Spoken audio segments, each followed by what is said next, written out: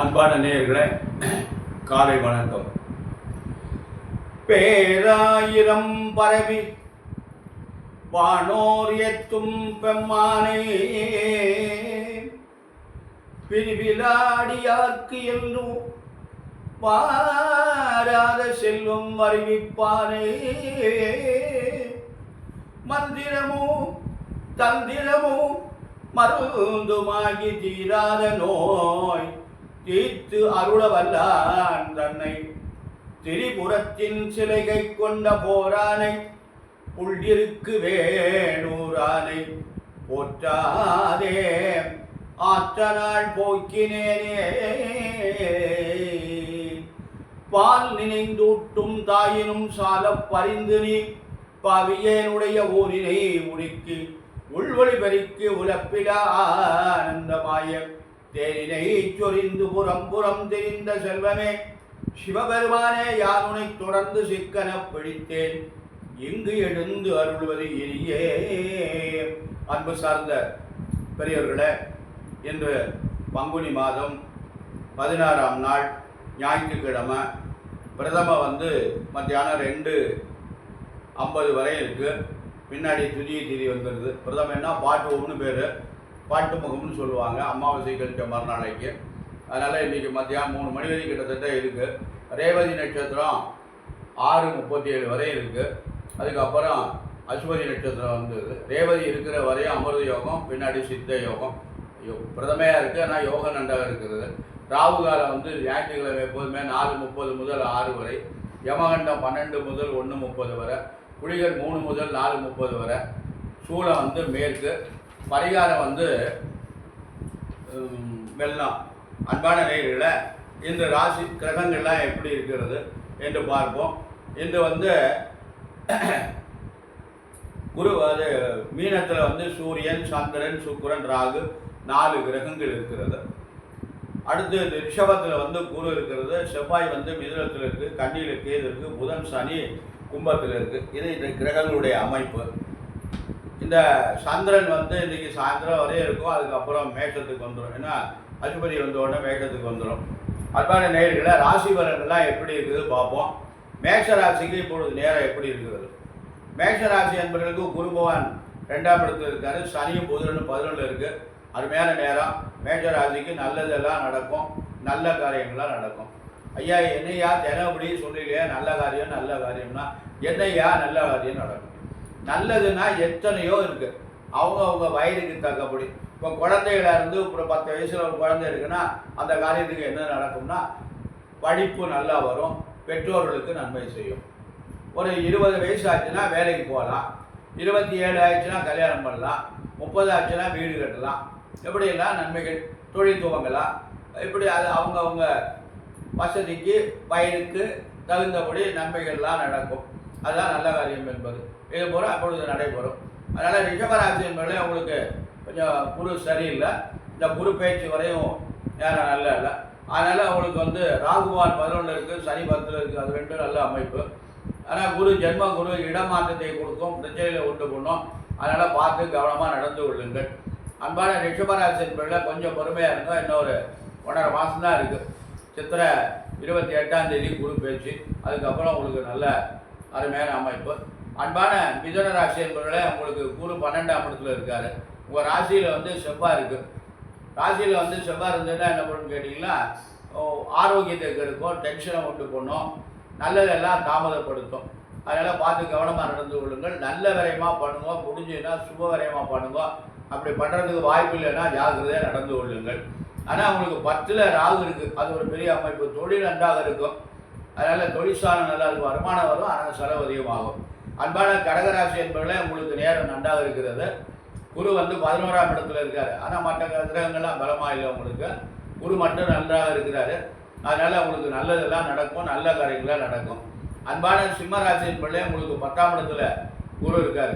அதனால் ரொம்ப ஜாக்கிரதையாக நடந்துக்கணும், கவனமாக இருக்கும். மற்ற கிரகங்கள் எப்படி இருந்தாலும் கூட மற்ற கிரகங்களும் சரியில்லை. 6ல் சனி, 7ல் இருக்குது சனி, 8ல் ராகு, சுக்கிரன், சூரியன், இதெல்லாம் நன்மை இல்லை. அதனால் பார்த்து கவனமாக ஜாக்கிரதையாக நடந்து கொள்ளுங்கள். கெட்ட வேலை ஏற்படுற மாதிரி எதையும் பண்ணிடாதீங்க. மேலதிகாரிகிட்ட ரொம்ப ஜாக்கிரதையாக நடந்து கொள்ளுங்கள். கொஞ்சம் பொறுமையாக இருந்தால் இன்னொரு 1.5 மாதம் தான், 45 நாள் தான். அதுக்கு பிறகு உங்களுக்கு குரு பகவான் நல்ல இடத்துக்கு வந்துடுறாரு. கன்னிராசி என்பதே உங்களுக்கு நன்றாக இருக்கிறது. இப்பொழுது நேரம் நல்ல நேரம், நல்ல காரியம்லாம் நடைபெறும், நல்லது நடக்கும். 9ஆம் இடத்துல குரு இருக்காரு, 6ல் சனி இருக்காரு, இதெல்லாம் உங்களுக்கு நன்மை. அன்பான துளாராசி என்பதில் உங்களுக்கு குரு வந்து 8ஆம் இடத்துல இருக்கார், அஷ்டம குரு. ஆனால் சனி வந்து 6ஆம் இடத்துல இருக்கார். இது நல்ல காரியம். அதனால் பார்த்து ஜாக்கிரதையாக நிலமாக கவனமாக நடந்து கொள்ளுங்கள். இப்போ குரு பேச்சுக்கு அப்புறம் உங்களுக்கு நல்லது நடக்கும். இப்போ வந்து புதுசாக எதையும் செய்யாதீங்க. 8ல் குரு போது புதுதாக முதலீடெல்லாம் எதுவும் பண்ணாதீங்க. அன்பான ரிஷபராசி விருச்சிக ராசி என்பதில் உங்களுக்கு குரு 7ஆம் இடத்துல இருக்கார். மற்ற கிரகங்கள்லாம் உங்களுக்கு பலமாக இல்லை, குரு மட்டும் நல்ல நிலையில் இருக்கார்.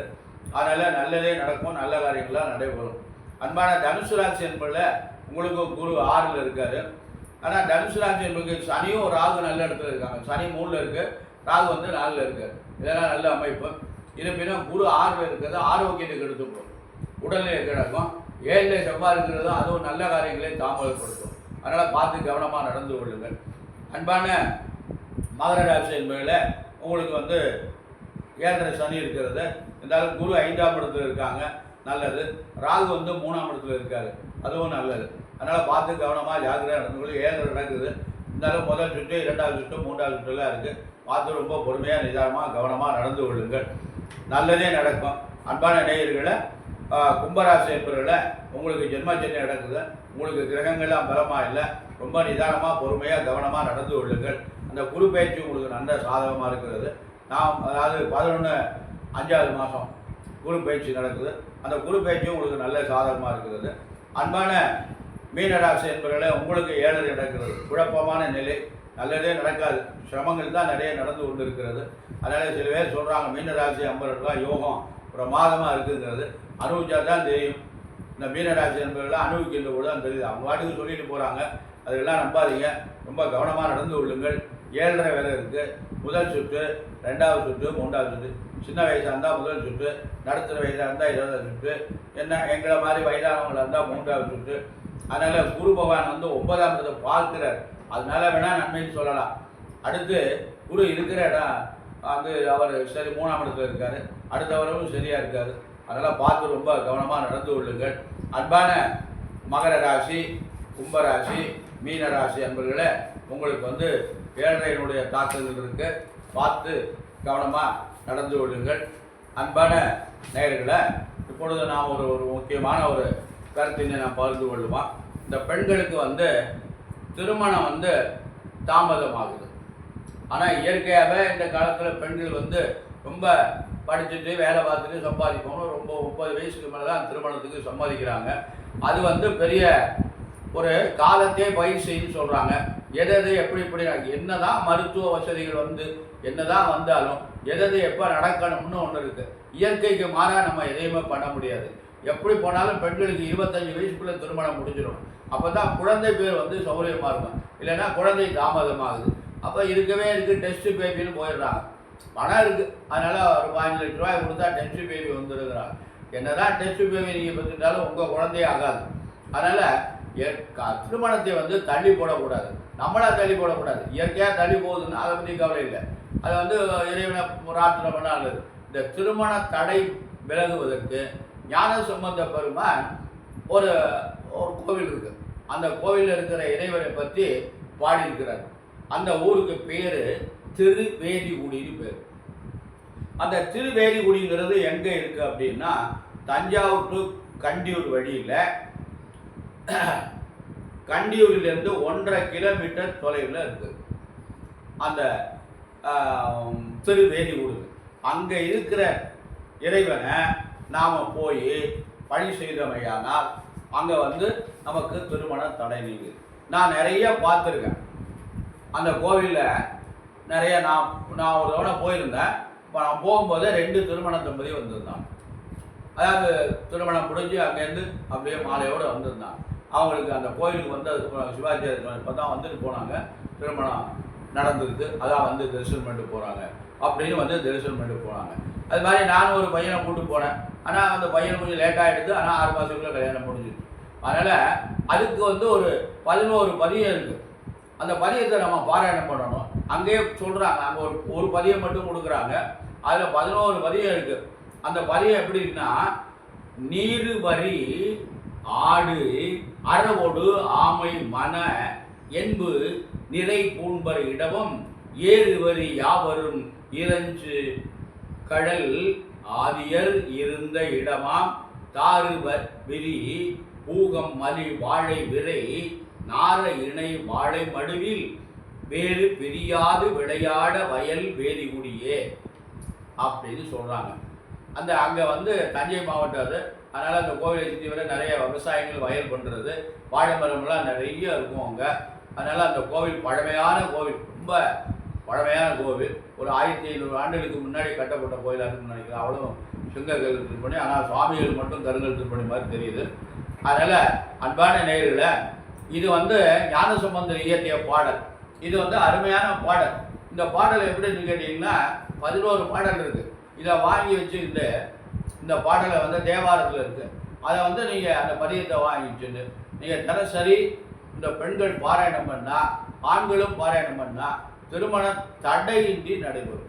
இதை நாம் பண்ணணும், அக்கறையோடு பண்ணணும். அந்த வேதிகுடிக்கு போகணும், இந்த திருவேதிகுடிக்கு போகணும். எங்கெல்லாமா போகிறோம்.